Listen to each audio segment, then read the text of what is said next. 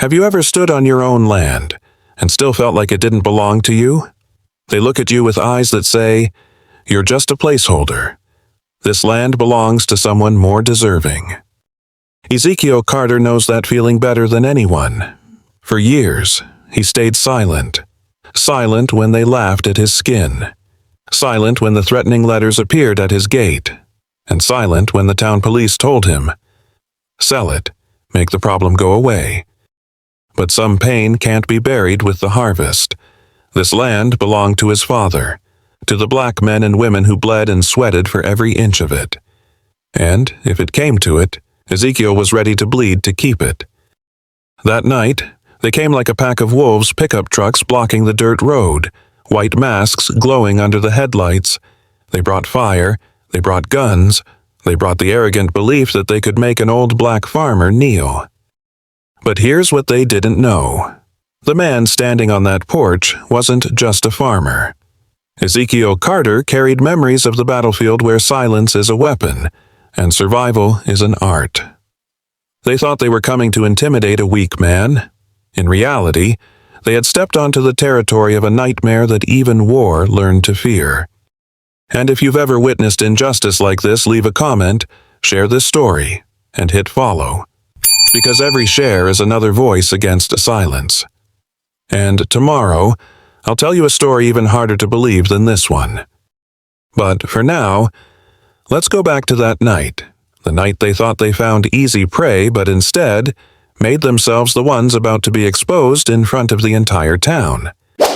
Dawn in Georgia never rushes. The first light spills over the red clay fields like salt on an open wound, turning the earth into a blazing carpet under an ashen sky. A weathered wooden house sits at the end of a dirt road, unremarkable to passers-by, to Ezekiel Carter. It's everything a legacy, a proof of existence carved into the soil. He stands on the porch, hand tightening around a cup of cold coffee, staring at the land his father once told him, "Land isn't just for planting. Land is for keeping your name alive." Ezekiel Carter is in his 50s, old enough for his back to ache when he bends, but not old enough to bow when he stands. His skin is darkened by more than Georgia's sun. It carries the memory of faraway places, the kind you only know from news reports. Once, Ezekiel was a soldier, a profession that turns men into tools. Now, he's a farmer, a trade that forces you to be patient with the earth, the sky, and yourself. He left the army not because he lost a war, but because he grew tired of the kind of just wars that left too many names uncarved on headstones. Every morning, Ezekiel walks his land, a ritual his father taught him. A walk that seems pointless but reminds him that every inch of this soil has been paid for with blood, sweat, and humiliation. When Ezekiel was 10, his father was forced by good neighbors to sell a piece of land just so they could expand their farm. "We kept what we could," his father said, "but remember, son, one day, they'll come back." That warning never left him. He kneels, calloused fingers sinking into the damp earth still clinging to morning dew.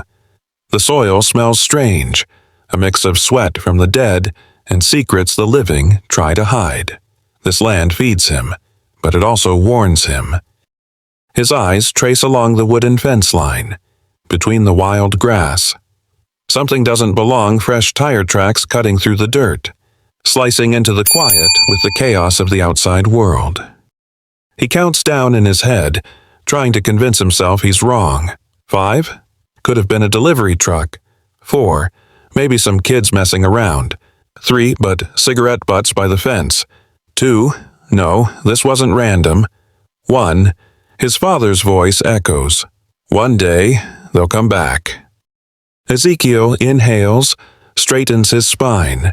That soldier's shadow never left him. Georgia's dawn is still beautiful, but inside him, it announces a day that won't be peaceful. And if they've truly come back, Ezekiel Carter is ready to greet them. He walks the eastern fence line, where the sun cuts long, crooked shadows across the rotting posts. The tire tracks are deep, not from feed trucks or Mr. Harrison's old Ford. These ruts belong to men in a hurry. Heavy loads, fast exits. He crouches, touches the soil, still damp. "Last night," he mutters. Near the fence, cigarette butts scatter in the weeds. Ezekiel picks one up, rolls it between his fingers. Sharp, unfamiliar. Not the cheap Marlboros local farmers smoke, or the hand-rolled tobacco he smells on porches. This is different, pricier, belonging to men who think they're above him. He smirks. Drove all this way just to smoke and leave, or just smelling for blood. He knows that game, the smelling. For years, his so-called neighbors, mostly white landowners, dropped by with polite smiles and harmless-sounding lines. "Mr. Carter, why don't you sell this patch? You don't need all this land." The first time, he laughed. The second, he said, "This land fed my family before you knew how to plant corn." The third, when a man rested a cold hand on his shoulder and whispered, "Sooner or later, you'll have to leave," Ezekiel replied, "Sooner or later, this land will bury all of us, but not today." They thought it was a joke, but Ezekiel knows no one jokes about land. Land is power. Land is blood. And for him, land is a vow never to bow. A gust of wind carries the tang of rusted fence wire, weeds, and strangers' smoke. Ezekiel scans the open field. Any man who survived a battlefield knows how to hear silence. And this morning's silence is heavier than most. He counts again, like he used to in Uniform 5. Check the tracks one last time. 4. Name the men who'd dare set foot here. 3. Sink his breath with the land. 2. Swallow the rage. Keep it burning. 1. Whisper, "The storm's coming." He stands tall, his shadow stretching across the red clay like a sentinel. In that moment, Ezekiel Carter isn't just a lonely farmer. He's a living question aimed squarely at the men who've woken a past they can't imagine. And he doesn't yet know that by nightfall, someone will knock on his door and they won't be wearing polite smiles. Night in Georgia is like a heavy blanket, muffling everything, turning even the smallest sound into an omen. Ezekiel bolts the barn door, his rough hands moving slow but deliberate. It's his end-of-day ritual, a reminder that at least part of this world is still under his control. But tonight, the barn is too quiet. The old cow doesn't bellow. The chickens don't rustle. Even the wind refuses to whisper through the pines. He hears them before he sees them.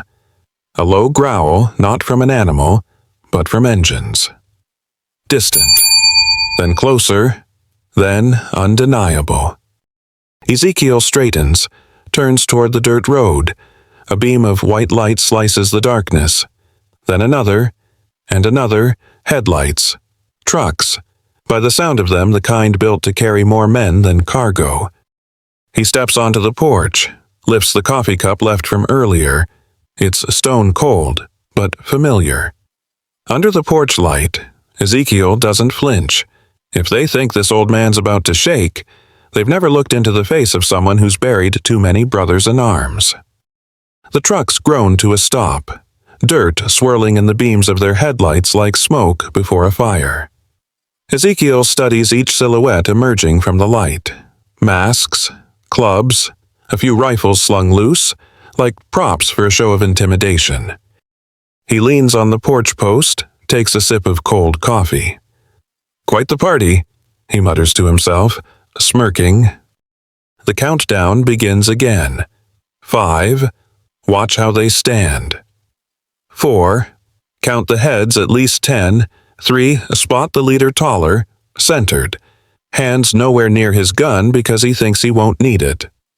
2. Check his own heartbeat, still slow, still steady.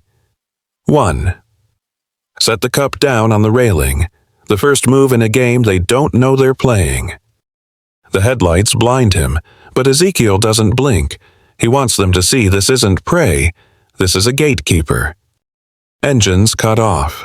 Footsteps crunch the gravel slow, deliberate, intimidation wrapped in rhythm. Ezekiel stays still. hands loose but ready. Then comes the sound this whole night has been building toward a knock. 3 sharp raps, like a dare. A raspy voice through the wood. "Open up, old man." Ezekiel Carter smirks, just enough for himself to feel it.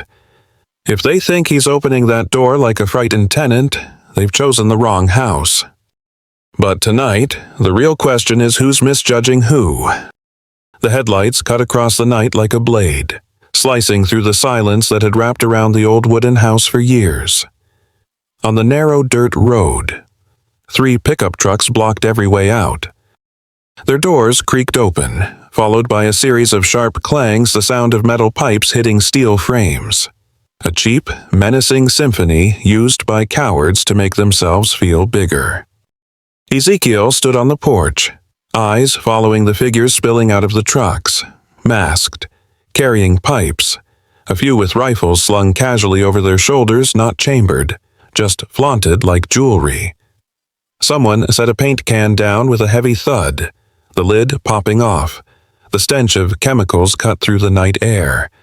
Ezekiel didn't need to guess what words would be scrawled across his walls if he let them finish. The leader stepped forward taller than the rest, moving with the confidence of a man who believed the game was his. His voice tore through the night air. "Know your place, old black man." The words hung heavy, heavier than any weapon they carried. Ezekiel didn't flinch. He didn't bark back. He didn't move. He simply stood there, hands loose at his sides, posture so calm it made even the most impatient of them uneasy. They wanted him to yell, to beg, or at least take a few steps back, but Ezekiel Carter didn't budge. In the weak yellow light of the porch, he looked like a dark statue planted deep in the red earth, a gatekeeper, not a frightened homeowner. "You deaf!" "Old man," the leader barked again, his voice cracking slightly with frustration. He hadn't expected silence to feel so much like an answer. In Ezekiel's head, the familiar countdown began 5. Count the bodies 12, not as many as the ambushes he'd survived overseas. 4. Identify the guns cheap, more for show than killing. 3. Listen to their shuffling, no training, just numbers. 2. Lock onto the leader's frame, the mask couldn't hide the swagger. 1. Breathe, slow, even, until they start wondering which of them is shaking them or him. Ezekiel lifted his cup of cold coffee from the railing, took a small sip. Bitter, but it made him smile. The night was still young, and he knew exactly who wouldn't sleep easy when it was over. They didn't know it yet, this silence wasn't fear. It was how Ezekiel Carter opened a game they didn't even know they were playing. The leader stepped closer, boots grinding the gravel with a deliberate squeal. He held up a bundle of papers like it was a peace offering. "No need for trouble," he said, trying to lace his voice with diplomacy but failing to hide the venom baked into it. "Just sign this. You know this land won't be yours for long. Don't make it harder than it has to be." Ezekiel glanced at the papers, at the pale hand holding them, then met the man's eyes through the mask. He didn't move.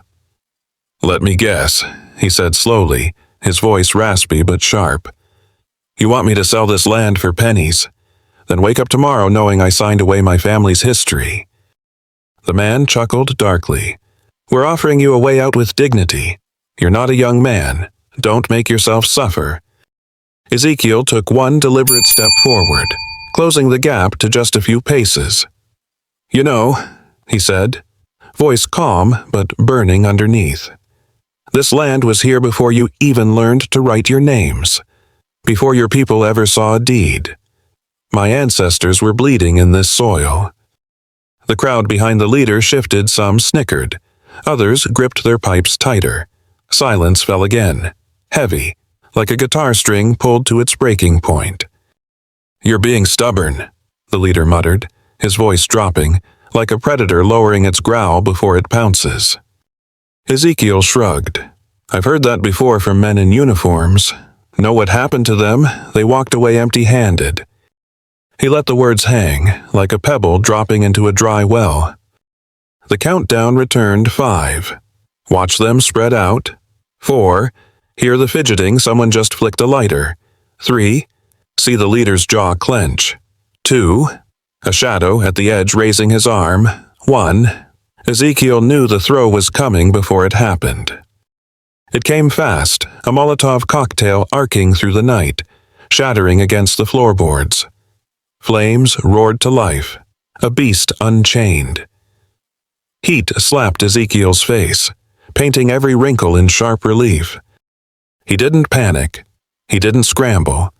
He just took another sip of his coffee and murmured with a faint smirk, "Now you're writing your names into my land in a way that can't be erased." But they still didn't understand tonight. They hadn't just lit Ezekiel Carter's house on fire. They had ignited a war they weren't ready for. The flames crawled up the dry wood like a starving animal, devouring everything in its path. Smoke coiled upward, stinging the eyes, but Ezekiel stood firm. No running, no screaming, no attempt to save what was already burning.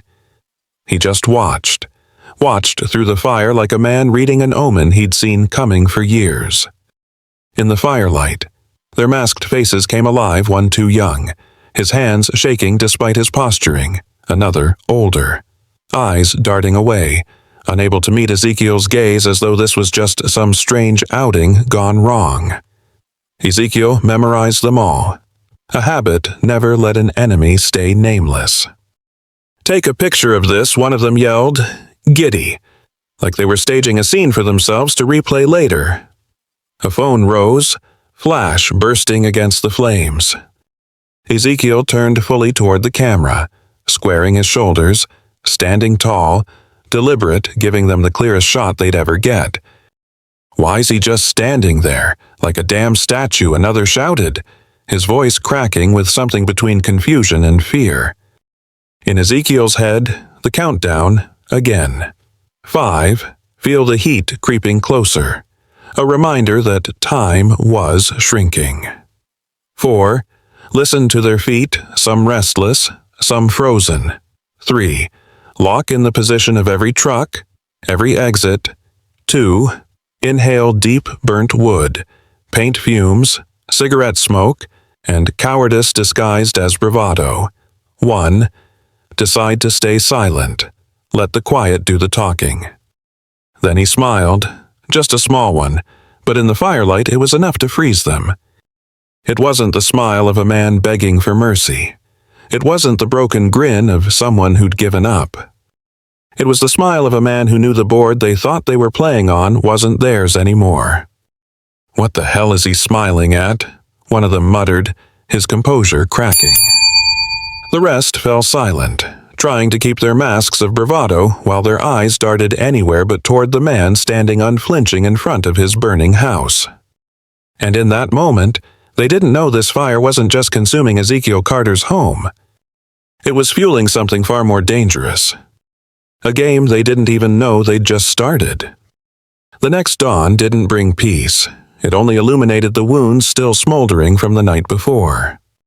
The wooden house that once stood proud was now just a blackened skeleton, beams collapsing like arms begging for mercy. The acrid stench of burned wood hung in the air, mingled with the faint, sickening smell of scorched flesh. Ezekiel's cattle, the animals he had tended to every single day, lay scattered and still, their singed hides cracked, their clouded eyes staring blankly at the blood-red sky. And on the one wall left standing, in streaks of sloppy white paint, the words screamed, "Know your place." Ezekiel stood before the ruin, saying nothing. He didn't need to. The men who left that message thought they'd silenced him. All they had done was make words unnecessary. He took off his jacket, rolled up his sleeves, and began the first task of the morning, burying the loyal animals they had killed on the very soil they died to protect. Every thrust of the shovel was a hammer blow into the past, but Ezekiel dug steadily. Not too fast, not too slow. When he lowered the first carcass into the hole, he whispered, "They can burn the land, but they can't burn the memory." It wasn't a comfort to himself. It was a truth this soil had soaked in the blood and sweat of his forefathers, had seen black hands raise homes only to watch them torn down. This death, as painful as it was just another chapter in a book that no one else could rewrite. He thought of his father, who used to say, "The land will keep your secrets, but it will also speak for you if you stand on it long enough." Ezekiel wondered if his father could see him now, a middle-aged man, alone, burying the remnants of a life some men tried to erase overnight. The morning wind carried the sharp smell of paint, dragging his gaze back to the white letters on the wall. "Know your place." He barked out a hoarse laugh, bitter, not amused. "This is my place," he muttered, "and you had to burn it just to learn that." The countdown ticked in his head. 5, the land scarred. 4, the cattle gone. 3, the house reduced to ash. 2, but the memory still here. 1, and he was still standing, on the very ground they said he didn't belong to. Ezekiel shoveled dirt over the last grave and drove the spade deep into the damp soil. Sweat rolled down his face, but his eyes burned bright. The men who thought they'd left their mark in fire didn't realize some wounds carved into this soil only answer back with a storm. And they didn't know it yet, but Ezekiel Carter wasn't going to wait for justice to come to him. He was going to bring it. The last wisps of smoke still rose from the charred frame when Sheriff Bradley finally arrived, slow, like he was checking on a broken fence post, not a crime scene. His shiny patrol car crunched over the gravel, pulling up to the gate with a lazy squeal. Bradley stepped out, one hand resting on his belt out of habit, but his wandering eyes couldn't hide the indifference in them.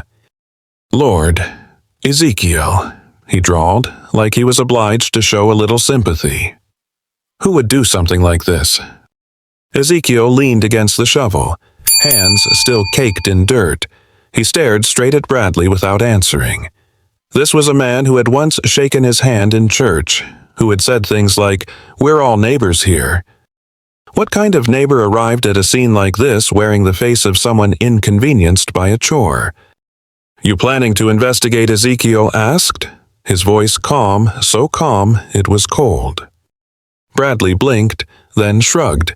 "We'll look into it, Ezekiel, but honestly, it looks like some kids, just goofing off, probably drunk. You know how it is." Ezekiel tilted his head, letting the silence drag long enough to make Bradley squirm. "Kids goofing off," he repeated, slowly. "Kids who blocked my road with 3 trucks, armed themselves with pipes and guns, and threw firebombs into a man's house while he slept." Bradley gave a weak chuckle, raising his hands like he was smoothing things over. "Don't get me wrong. I just mean, maybe they didn't realize how far they were going. People are tense about land around here.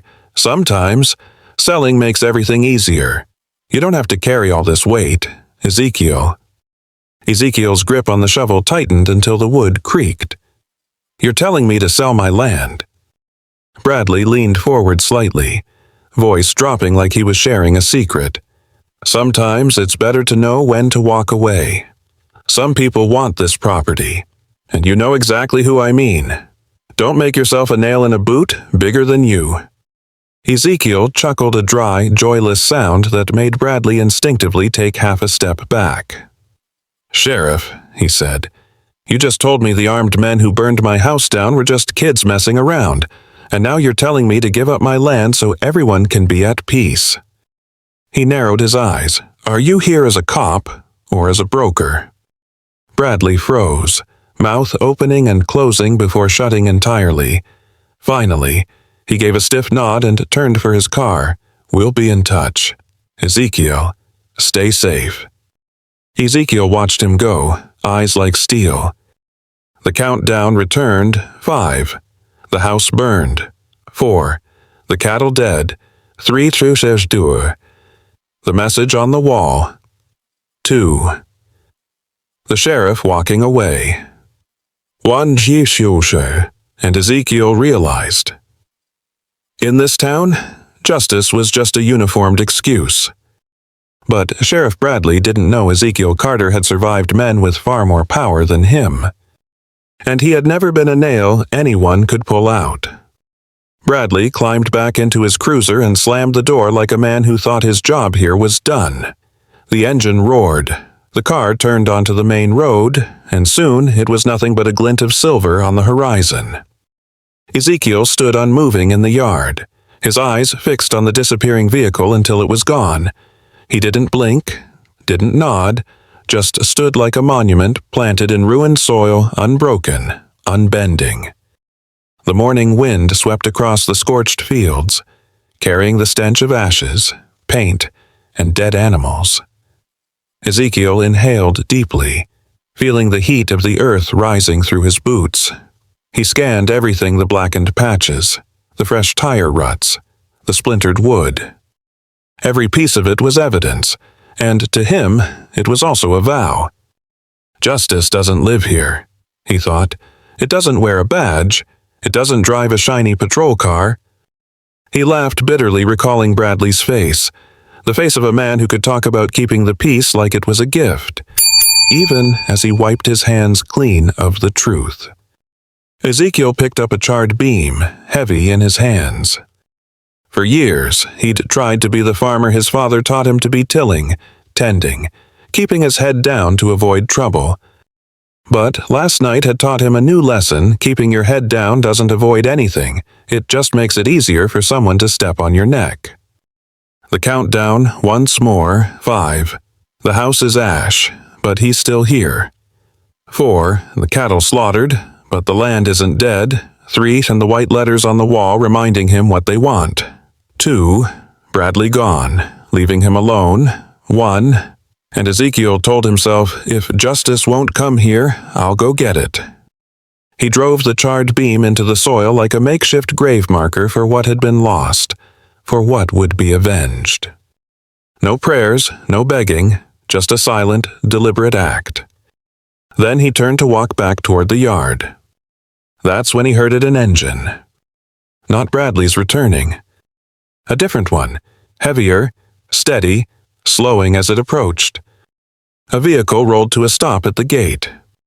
Ezekiel straightened, eyes narrowing. The unfamiliar car sat there idling, silent and watchful, like it was studying him. No one stepped out right away. The engine kept running. Ezekiel rested his hand on the shovel handle not as a farmer now, but as a gatekeeper ready to meet an uninvited guest. He didn't yet know that whoever was inside hadn't come to offer condolences. And what was about to step out would change everything about how Ezekiel saw this fight. The silver SUV stopped at the gate, the dust still swirling around it like a curtain announcing that something was about to happen. The door opened, and a young woman stepped out. Naomi Brooks' hair tied back in neat curls, a khaki jacket draped over her shoulders, a small notebook and recorder in hand. To anyone else, she was just another young reporter covering a story. But Ezekiel knew her name. Naomi Brooks, the journalist who'd forced the entire state to pay attention with her expose on black farmers losing their land in silence. Mr. Carter, Naomi called, her voice firm but soft, like she was coaxing a closed door to open. Ezekiel didn't answer right away. He stayed leaning on his shovel, eyes cold and still as the ground beneath his boots. When she came closer, he gave a single nod, just enough to acknowledge her presence, but nothing more. "I want to interview you," Naomi said, flipping open her notebook. "People need to know what happened here. Last night wasn't just an arson attack, it was a message. What do you think it meant?" Ezekiel let out a rough, gravelly chuckle as dry as ash. "A message. My house burned. My cattle dead. Words on a wall. I suppose you want me to say something profound, like, this is the symptom of a long history of hate. I don't play that game." Naomi blinked at his bluntness but didn't back down. "Then, what would you say to them?" Ezekiel bent down and picked up a charred piece of wood, rolling it between his fingers. "I'd say, this land knows all the answers. The land remembers who plants, who takes, and who pays the price. But the land doesn't speak with words. It speaks by standing firm." Naomi scribbled quickly. This wasn't a quote for headlines. It was for those who could read between the lines, people who understood Ezekiel wasn't just talking about dirt. He was talking about his father, his forefathers, and those who had lived and died for these fields. "You're staying?" Naomi asked, testing him. Ezekiel lifted his head, his eyes deep as an old well. "If I leave, they win. I'm not going anywhere, and if you print anything, print this I'm still here, and I'm not the last man who'll stand here." Naomi paused her pen. Watching him, longer than a reporter normally would like, she wanted to etch every word into memory. She'd interviewed dozens of dispossessed farmers, but few spoke of resolve like it was as natural as breathing. She counted down in her head. 5. This wasn't just one man's story. 4. It was a story of a whole community being erased. 3. This could be the headline that forces people to read. 2. But there was something else in his eyes. 1. A secret he hadn't said out loud. Naomi Brooks didn't know yet that what she was about to dig up from this man would lead her into a field that held more than corn. It held ghosts he thought he'd buried forever. Naomi sat on the rickety wooden chair Ezekiel pulled out for her, setting the recorder down. "Have you ever seen anything like this before? Attacks like this?" Ezekiel didn't answer immediately. His gaze drifted across the fields, as if his eyes weren't seeing Georgia anymore. They were traveling farther, much farther, to a place he never wanted to return to, but one that always found its way back to him. The wind moved through the trees, carrying whispers like familiar voices from a long-dead past. And suddenly, Ezekiel was back under a burning sun in a foreign land, the air thick with gunpowder and smoke. That operation, that day when orders from above turned soldiers into executioners. He remembered the static on the radio proceed immediately, the commander's voice cold, unyielding, no room for questions. In his sights that day was a small house.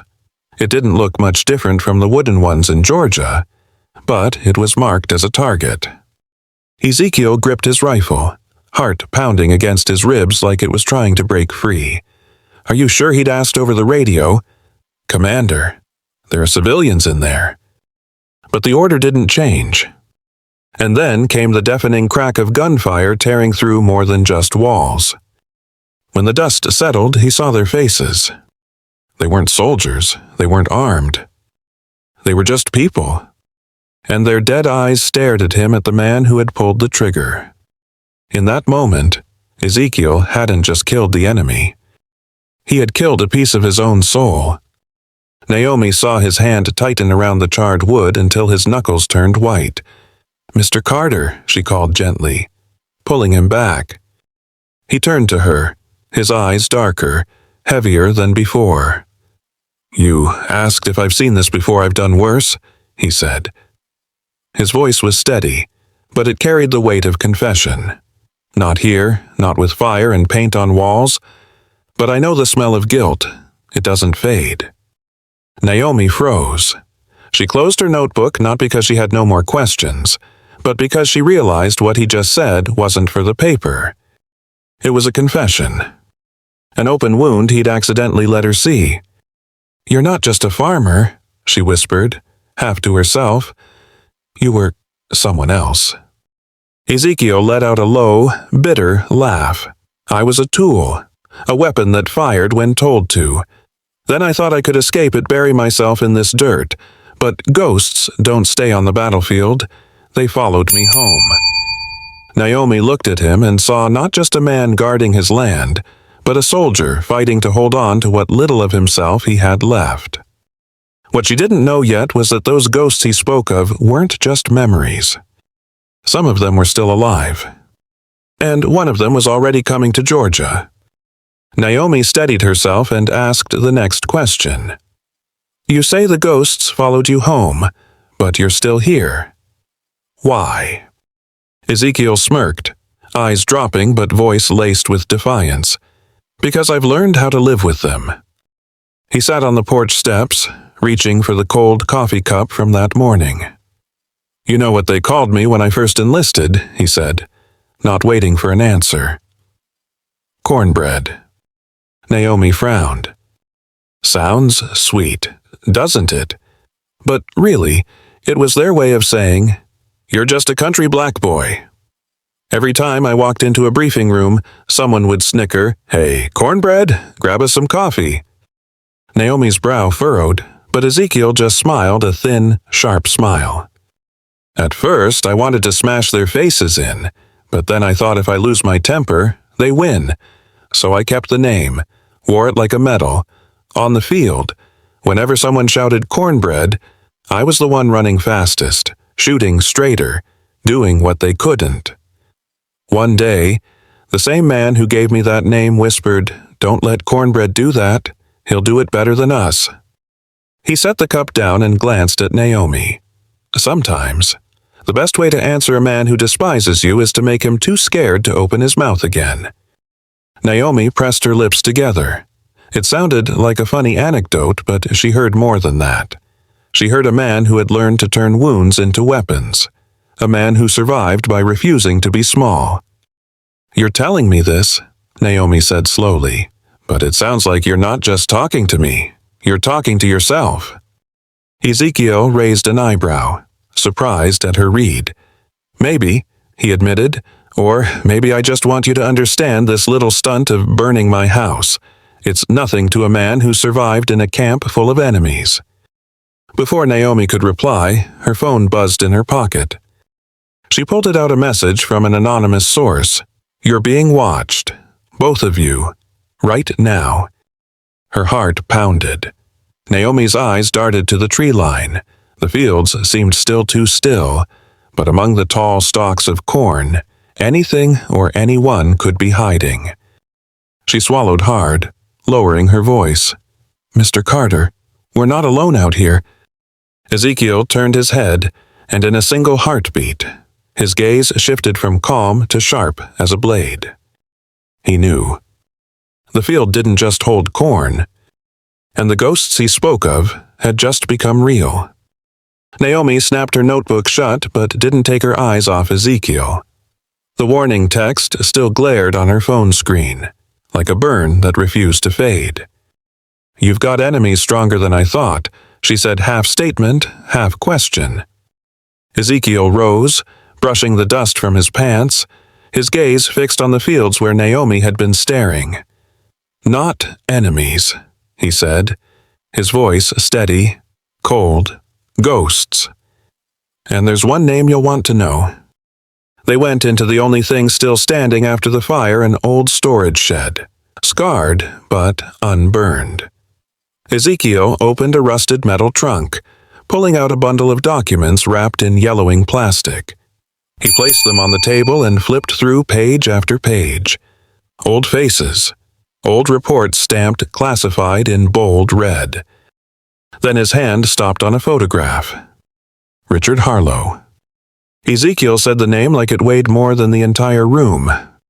Naomi looked at the photo, a middle-aged man in uniform. Square jaw, steel eyes, the kind of man who could quiet a room without raising his voice. "Who is he?" Naomi asked, scribbling quickly. "My commander," Ezekiel said, never taking his eyes off the photo. The man the entire unit believed died in a mission 10 years ago.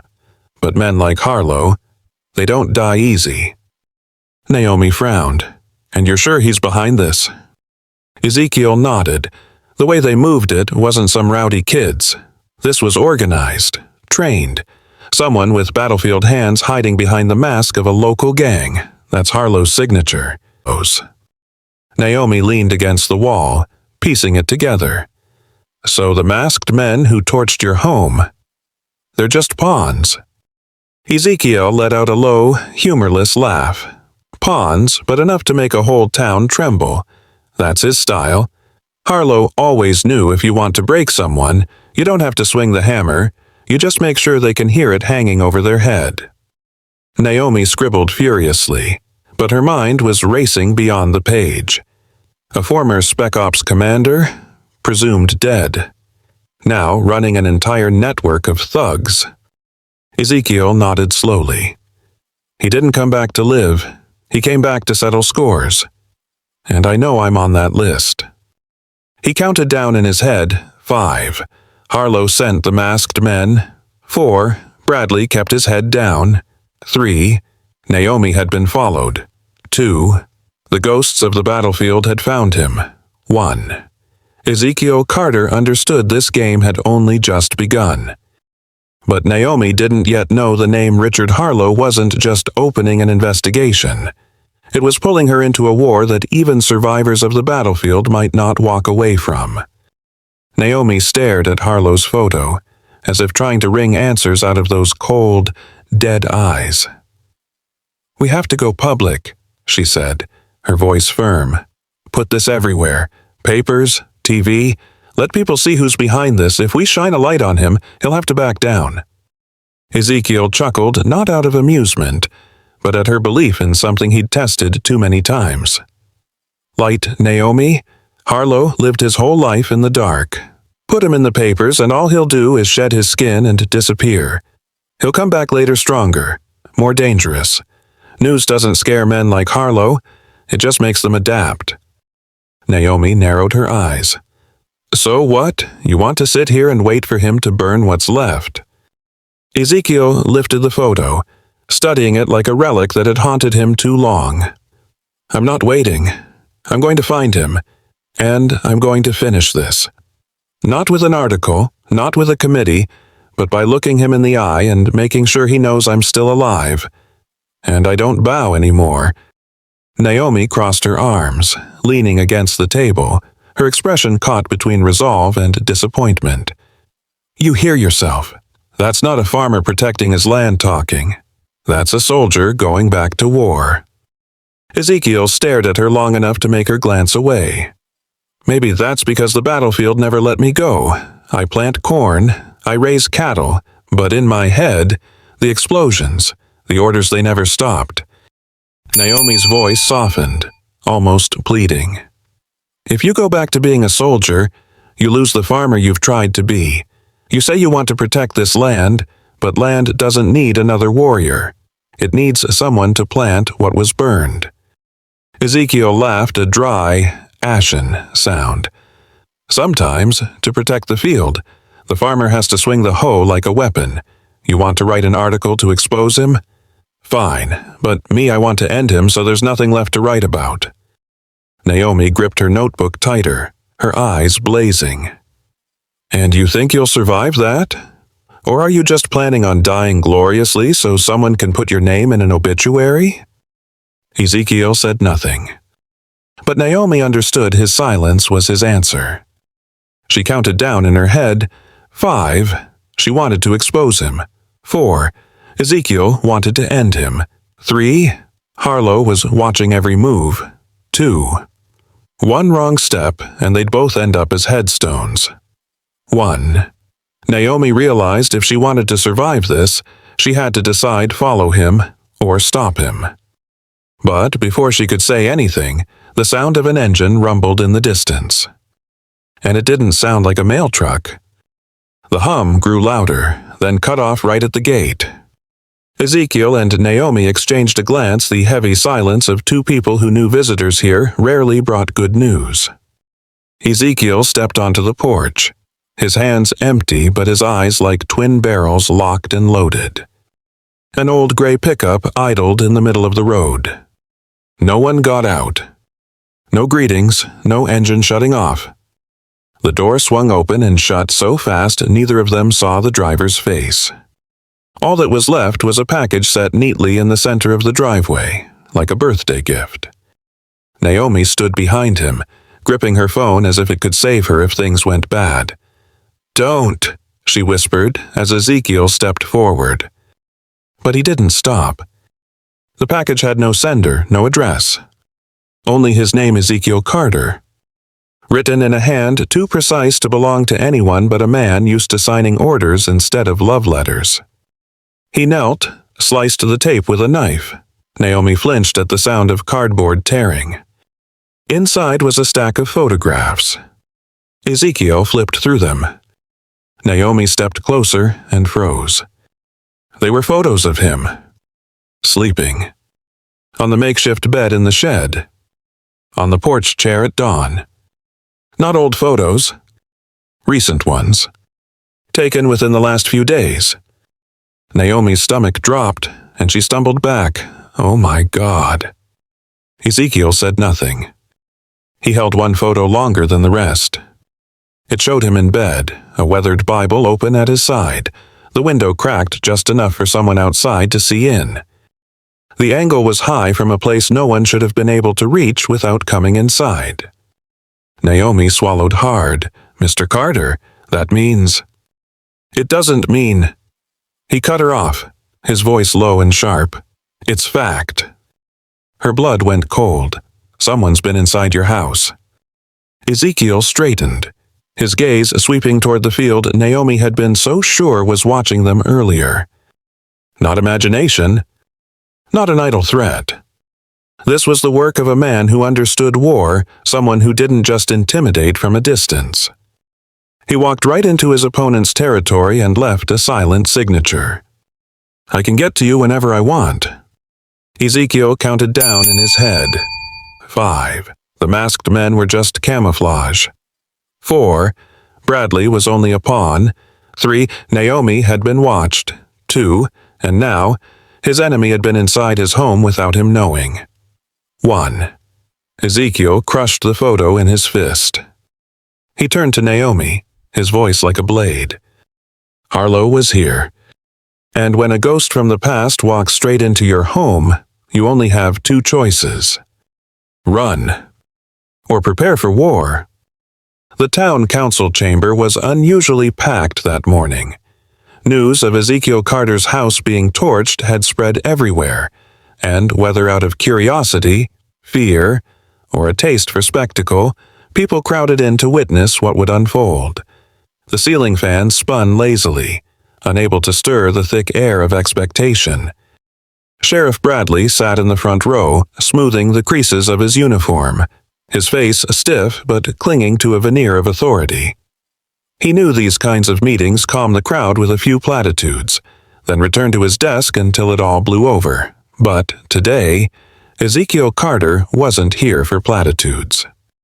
Ezekiel walked in tall, his back straight, as if the fire hadn't burned him down but forged him harder. He didn't greet anyone. He didn't nod. He just strode to the podium, set down an old tape recorder, and pressed play. A soft click, then a familiar voice filled the room, Sheriff Bradley's. Unmistakable. Sometimes, Ezekiel, it's best to know when to quit. Somebody wants that land, and you know exactly who I mean. Don't make yourself the nail in a boot bigger than you.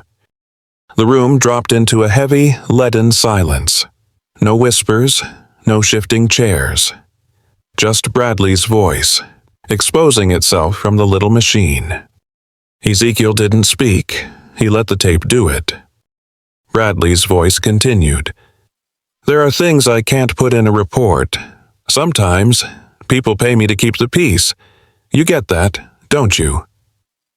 Ezekiel. A sharp O broke from the crowd, then was swallowed by quiet. In the back corner, Naomi scribbled every reaction, jaws hanging open, eyes darting to one another, and Bradley. Bradley ashen like someone had dumped a bucket of ice water over his head. He shot to his feet, voice trembling but trying for authority. What kind of stunt is this? Carter, you dare secretly record. Ezekiel finally raised his head, speaking for the first time. Not secretly. Bradley. I told you that day I remember every word when someone touches my land, and now the whole town will remember too. Countdown 5. Bradley tried to salvage himself with a crooked smile. 4. Council members started whispering. 3. The recorder kept playing, each word hammering his reputation. 2. Phones came out, recording. 1, and Bradley knew there was no way back. The suffocating silence spread, as if the building itself held its breath. And Ezekiel knew this silence was just the prelude. The storm would hit the moment that back door opened, and the man behind Bradley showed his face. The murmurs turned into a rising wave. People stood, wanting to see Sheriff Curtis Bradley, the man they once called Decent Old Bradley. But now he wasn't the steady pillar of authority. He was a man stripped bare. The council chair tried to speak, but his voice was drowned out by the sound of boots on the back steps. 2 officers entered, not Bradley's men, but investigators from the county. The room went still. Sheriff Curtis Bradley. One of them read, "Slow and deliberate. You are under arrest for abuse of power, obstruction of justice, and accepting bribes." The cold snap of handcuffs sounded like a period at the end of his career. Bradley roared, "You don't know what you're doing. I've protected this town, But his hands were pulled behind him, forcing him down in front of everyone. The townsfolk who once greeted him at the diner now watched him with different eyes, not respect, not fear, but a mix of curiosity and satisfaction. In the back, Naomi held her phone steady. Live streaming, her camera panned from Bradley's panicked face to Ezekiel's unflinching one man losing everything in minutes, the other standing tall though fire had taken his home. Comments streamed in by the hundreds. "This is justice. Why didn't anyone act sooner? How long has this snake been covering things up?" Naomi skimmed them and understood Ezekiel's story had outgrown this room. It was spreading, exploding online where justice could turn into a movement or chaos. Bradley looked desperately for allies, but no one moved. Those who once leaned on him now lowered their heads, avoiding his gaze. They knew the game had changed. Countdown, 5. Bradley thrashed, grasping at the last scraps of power. 4. Naomi kept her camera steady, capturing every second. 3. Other phones in the room joined hers. 2. The whole town and now the world was watching. 1. Ezekiel stepped forward, locking eyes with Bradley without saying a word. Silence, but this silence carried the weight of a verdict. And as Bradley was dragged out, Naomi knew one snake had been beheaded. But the one who raised it, Richard Harlow, was still out there. And now, he'd just lost a key piece on his board. Bradley's boots scraped against the wooden floor as he was taken away, the sound as unpleasant as the ending that should have come long ago. The room buzzed with voices, some smug, some stunned, some muttering excuses. We didn't know it was this bad. Ezekiel stood in the middle, silent as stone, waiting for the noise to die. "You think selling your land makes you safe?" His voice broke through, low and gravelly, but filling the chamber, all eyes turned to him. "You think staying silent keeps you out of their way? That silence is what gave them power. That bowed head is what made it so easy to set my house on fire." A few people averted their eyes. Ezekiel stepped closer, forcing his words into their chests. "Last night, they didn't just burn my house, they tested if they could burn my spirit. And this morning, I learned something, that fire wasn't just mine. It's been smoldering in this town for far too long." Naomi swung the camera toward him, capturing every word. Ezekiel continued. "Justice doesn't come from handshakes behind churches or promises made in quiet rooms. Justice doesn't come if you wait for someone else to fight for you. I kept my land not just because it's mine, but because it's proof we cannot be erased. But if I stand alone, it's just dirt. If we stand together, it becomes a declaration." The energy shifted. Someone in the back nodded. Another clapped softly. The clapping grew hesitant at first, then stronger, more real. Naomi looked around and saw Ezekiel had just turned a council meeting into an awakening.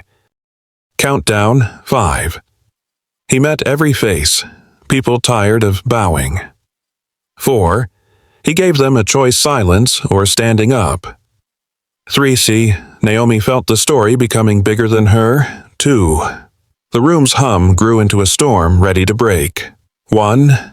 Ezekiel knew they had started listening. Naomi was about to end the live stream when her phone buzzed.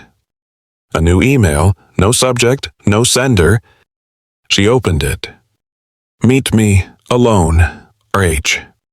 Her throat tightened. She looked up at Ezekiel. Richard Harlow had just sent an invitation.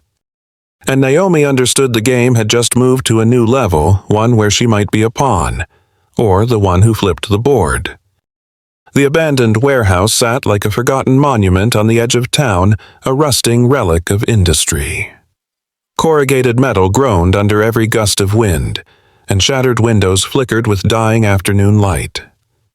Ezekiel parked his truck a good distance away, letting the silence weigh on him before walking into a place he knew he wouldn't leave the same. He walked slowly, his boots crunching gravel, each step a countdown in his head. 5, 4, 3. The air reeked of dust and damp metal, familiar enough to drag him back to battlefields where the line between living and dead was just a breath. Inside, Richard Harlow was waiting. No gunfire, no masked followers, just two men and a shared history as heavy as lead.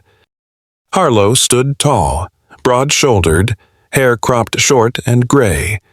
He looked older than in the photo, but his eyes were just as sharp as the day Ezekiel first met him, the day he thought this man embodied discipline and honor.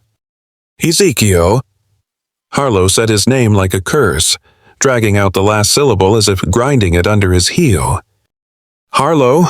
Ezekiel nodded, keeping several feet between them close enough to talk, far enough not to lose his guard. Harlow stepped forward. I lost everything because of you. His voice was gravel ground on stone. My wife, my kid, my whole damn life, all of it. Ezekiel didn't flinch. And you think I didn't lose anything? I lost myself because of your orders. I pulled that trigger that day not because I wanted to, but because I followed you. The air compressed. Ezekiel could hear his own heart thudding, mingling with the groan of rusted roofing above. Don't put that on me, Harlow growled, stepping closer, voice rising. You're the one who pulled the trigger. Ezekiel laughed a low, joyless rasp. And you're the one who gave the order. I lost myself, Harlow. I survived, but I'm not the man I was. That's a death, too, just with a different name. Harlow said nothing, but his eyes glimmered with a madness Ezekiel had never seen in him before. This wasn't the commander who once saved his life. This was a ghost in human skin, dragging behind it years of unconfessed sins. Countdown. 5. They were standing on the ashes of their past. 4. Every word could ignite something. 3. Harlow had nothing left to lose. 2. Ezekiel was ready for whatever came. 1. The real confrontation began. And Ezekiel knew this wasn't a place for two men to talk about justice. This was where one of them would leave lighter, and the cost might be blood. Harlow chuckled, a rough, drawn-out sound like he'd been rehearsing it for years. You know what I want, Ezekiel. Not your blood. I want you to say it. I want that whole town to hear you admit it. You killed them. My wife. My kid. I want you to carry that guilt the way you should have long ago. Ezekiel stared into his eyes, those broken mirrors reflecting every sleepless night of his own. You want to make me into the monster so you can feel lighter. No. Harlow took another step, his shadow stretching long across the oil-stained floor. I want justice. I want them to know who you are. I want them to see that the man they're cheering for is just a well-trained killer on a leash. Ezekiel paused, letting the weight of silence press on them both. He saw in Harlow's eyes not just hate, but the desperation of a dead man still waiting for burial. He stepped closer, closing the safe distance, his voice low and blade sharp. You call that justice. What kind of justice makes the trigger man bear the sins of the one who gave the order? What kind of justice uses innocent people as hostages for your revenge? Harlow clenched his fists, but held his ground. If you own it, if you confess, I'll leave that town alone. No more fires, no more bodies. All it takes is you saying the words, Ezekiel. Ezekiel tilted his head, as if the offer itself was absurd.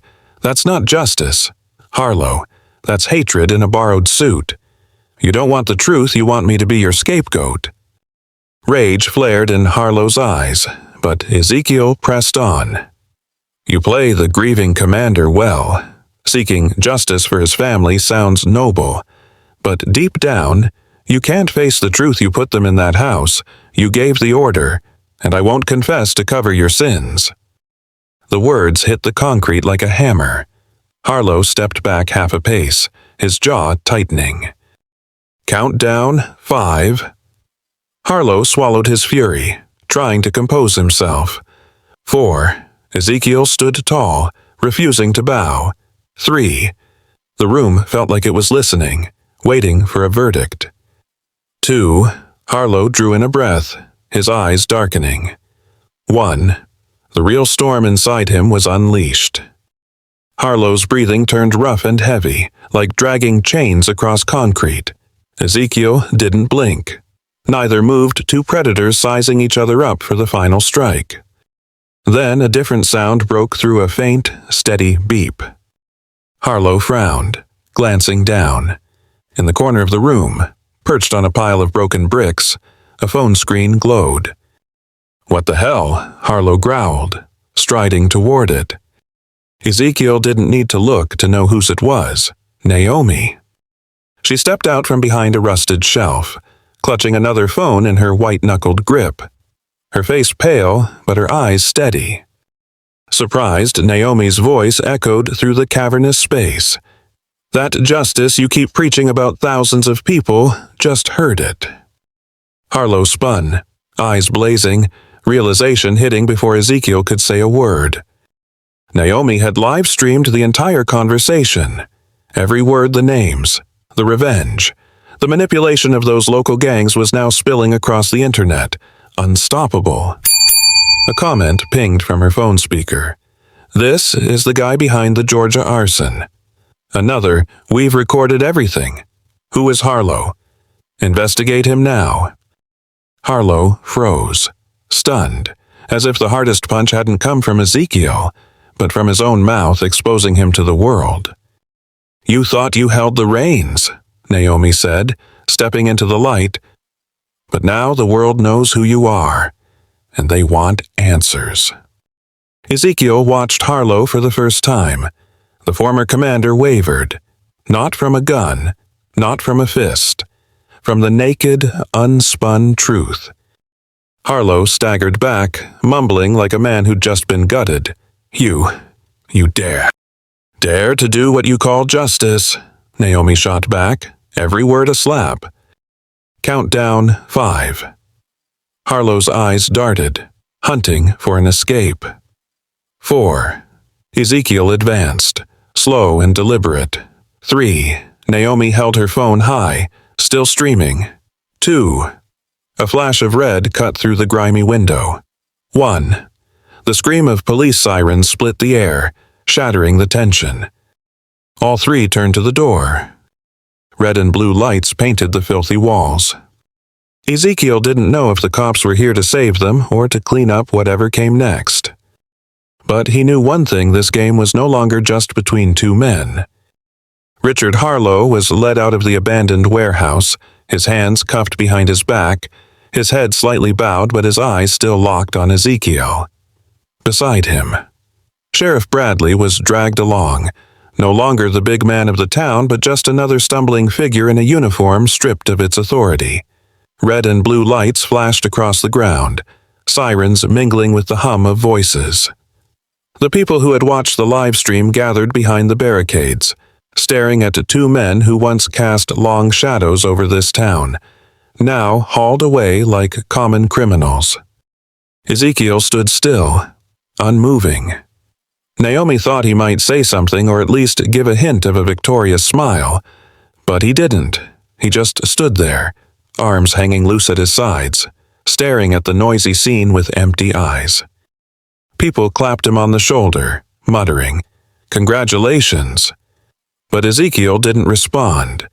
He looked past the crowd, across the road, to the field where his house once stood. The ashes were still there, scattered across the ground like a gray blanket over memory. Charred beams still jutted up like skeletal reminders this victory hadn't brought anything back. Naomi stepped closer, her voice soft.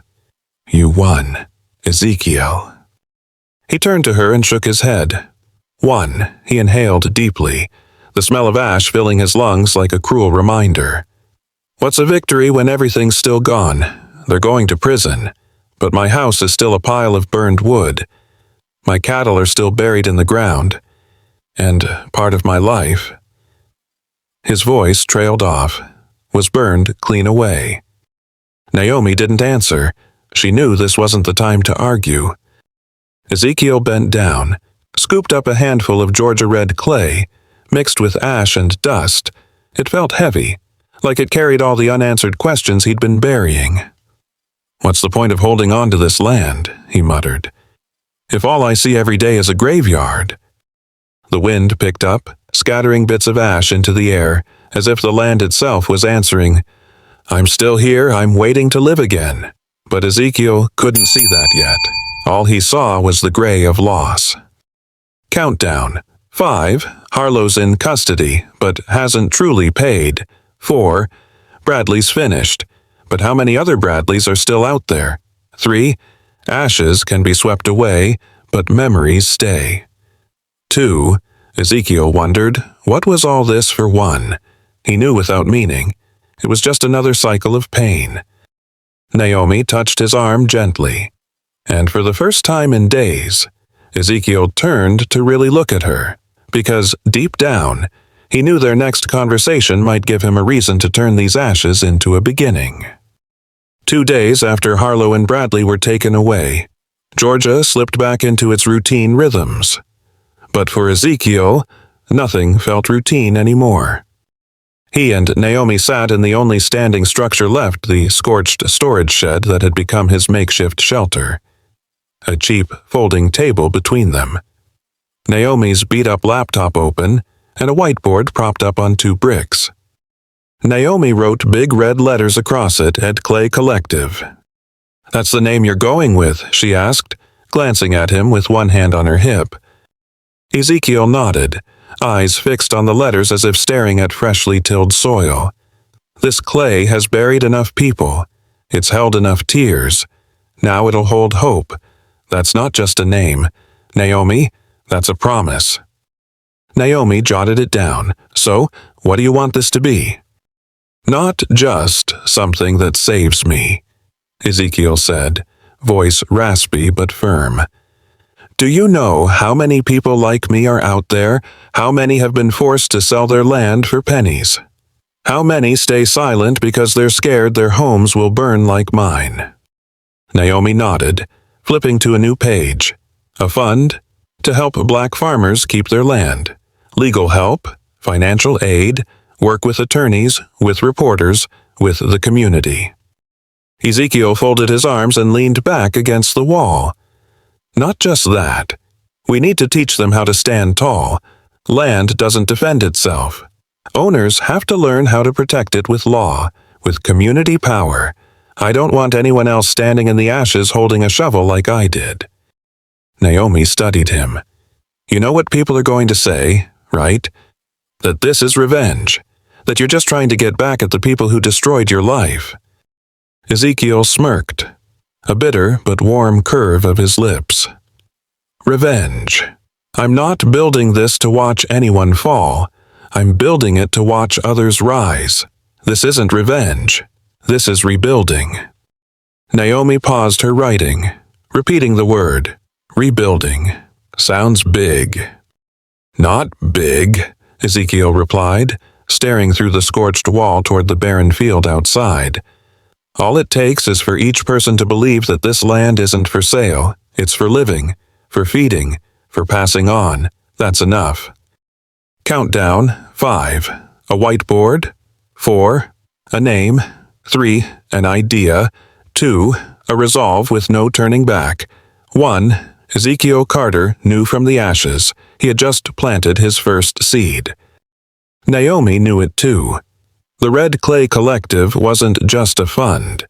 It was a new frontline one that would pull back the men who once burned his life to the ground.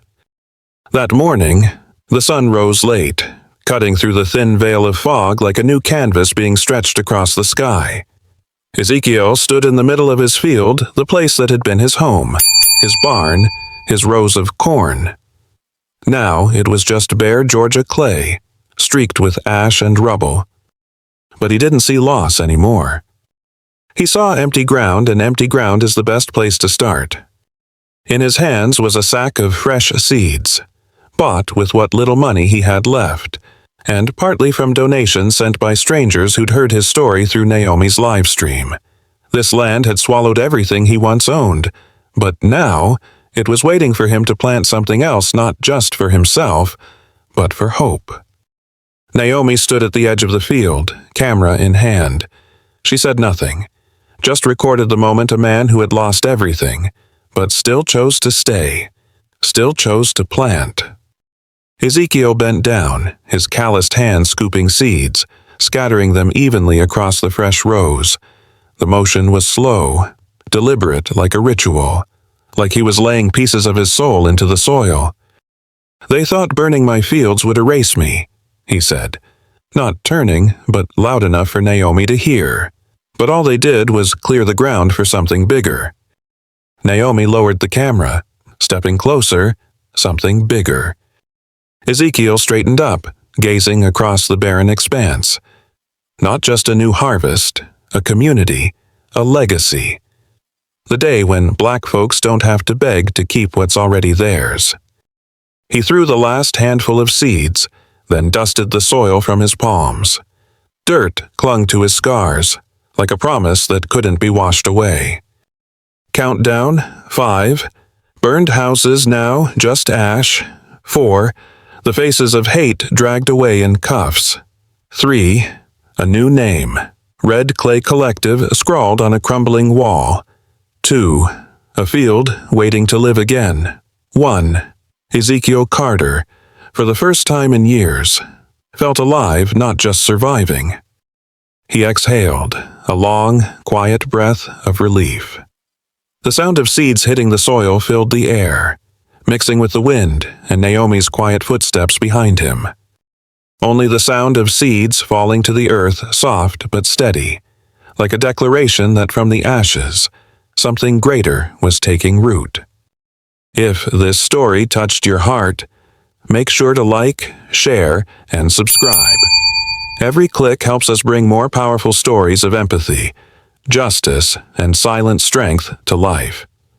Your support is what fuels this journey.